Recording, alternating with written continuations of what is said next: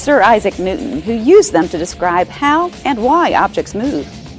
So if you have an object with a mass that is accelerating, and accelerating means a change in velocity, that change in velocity is equal to the amount of force applied to the object. The way to say it with words is, force is equal to mass times acceleration.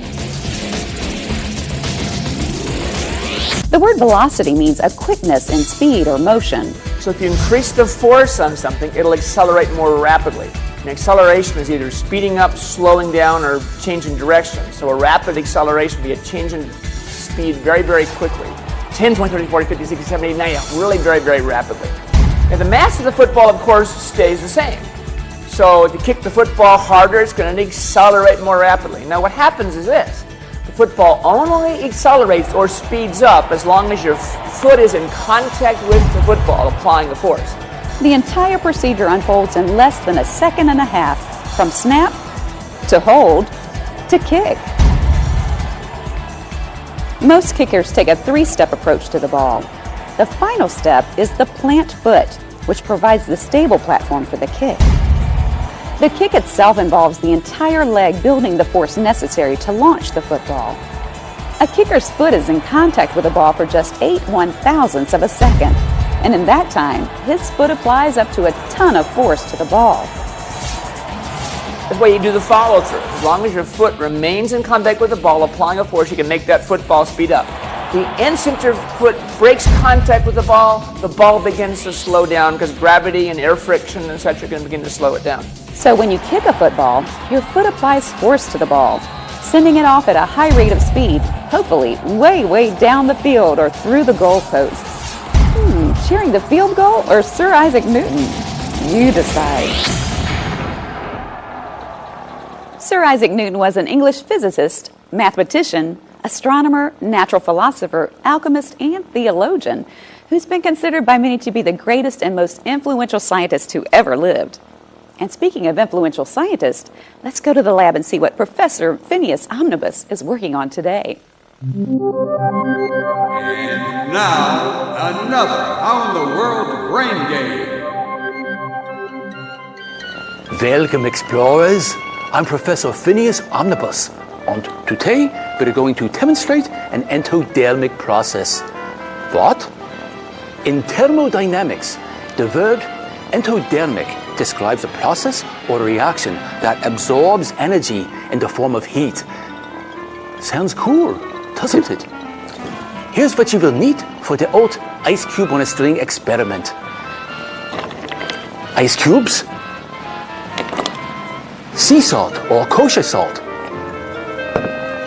string, glass and water. Let's get started. Fill the glass to the top with water. Place the ice cube in the glass. Cut your string about a foot long and get it wet.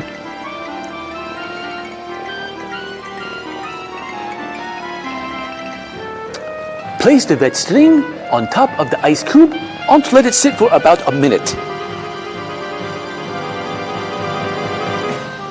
Then pick up the string with one hand on each side of the string. Did it pick up the ice cube? Not really. So let's try something different. Put your string back on top of the ice cube.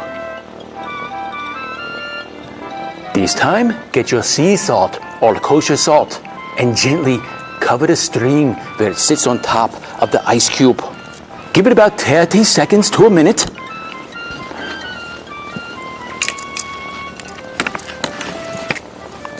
There we go. Using both hands, pick up the string again. The melting of ice is an endodermic process. Endodermic means that it takes heat from its surroundings, which causes temperature of the surroundings to decrease. When salt is sprinkled on the string on the ice cube, some of the ice melts. As it melts, it absorbs heat from its surroundings, which included the damp string. As the string loses heat, the water in the string freezes, causing it to attach to the ice cube. Astounding! Now, go grab some friends for this really cool experiment. Until the next time, I'm Professor Phineas Omnibus. Well, that was certainly enlightening. What will he come up with next? Okay, that was downright annoying. But it does mean a great question. How in the world does a hot air balloon work? Man has been sailing along in hot air balloons since 1783. Over the years, these colorful objects have been used as military tools, advertisements, and just a great way to spend the morning. And in 200 years of ballooning, very little has changed. Why talk about it? Let's take a ride. For a topic this hot, the airship Curiosity is wasting no time heading for the hills. Located along the Rivanna River, Charlottesville, Virginia is nestled in the Southwest Mountains and is just east of the Blue Ridge and the Shenandoah Valley.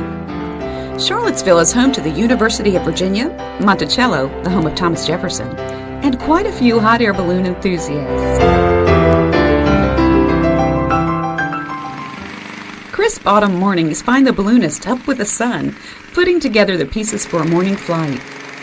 Well, you have to get your basket assembled, lay it down, attach the balloon, then we use an inflation fan to cold pack or cold inflate the balloon.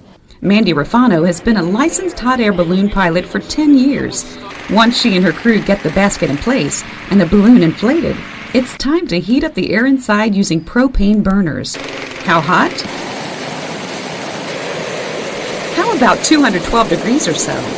That's the temperature that water begins to boil. The burners continue to fill the balloon with heat until the ambient air is hot enough to lift it off the ground. Used as an adjective, the word ambient means surround, encircling. In the balloon's case, the surrounding air is heated up to cause lift. Hot air balloons slowly fill and then rise majestically in the early morning light. Colorful for sure, but did you know that there's basic science at work here? Yep, the ideal gas law and our old friend Archimedes and his famous principle. For example, the ideal gas law is a mathematical relationship between the volume pressure and temperature of a gas. For a given quantity of gas, the pressure P multiplied by the volume V divided by the temperature T remains a constant. Huh? That means when a gas like air is heated in a balloon, its volume will increase. So, the volume increases, it fills the balloon, soon it's full and flows out the hole at the bottom. Hot air contains fewer molecules and will be less dense than cooler air. Remember our old friend Archimedes? When we learned about how a boat floats, Archimedes told us that when an object is suspended in a fluid, the buoyant force acting on an object is equal to the weight of the fluid displaced. So if an object is less dense than the fluid, it floats. Although hot air balloons can come in many shapes and sizes, they all have three essential parts: the burner, which heats the air, the balloon envelope, which holds the air, and the basket, which carries the passengers. Is that horizon up there? How's it doing on the surface then? So, what's missing from this picture? How about a steering wheel or a rudder? We actually can steer the balloons depending on the varying winds of the day. If the winds allow us, we can almost steer them like an airplane just by finding different layers to ride out. Skilled pilots can read the air, so to speak, and maneuver the balloon horizontally by changing the vertical direction. To move in a particular direction, a pilot ascends and descends to the appropriate level and rides with the wind. Since wind speed generally increases as you get higher in the atmosphere, pilots can also control horizontal speed by changing altitude.